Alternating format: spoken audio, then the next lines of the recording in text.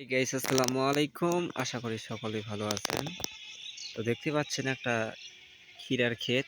এটা হচ্ছে আমাদের জমি। এখানে এবছর আমরা ক্ষীরা চাষ করেছি এবং ক্ষীরার গাছ আগের তুলনায় অনেক ভালো। তবে ভালোর বিষয়টা আর খারাপের বিষয়টা আপনাদের মাঝে তুলে ধরবো। এইবার গাছ সুন্দর হয়েছে কিন্তু ফলন নেই। যেগুলো ক্ষীরা আসতেছে এগুলো, যেগুলো ফুল, যাকে ফুল বলে, ছোট ছোট ক্ষীরার ফুল, এগুলো পচে যাচ্ছে ধীরে ধীরে। তো সামনে রোজা, একটা টার্গেট ছিল যে ভালো একটা বাম্পার ফলন পাবো আর কি।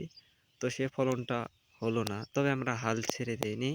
আমরা আজকেই জমি সেচ দিলাম।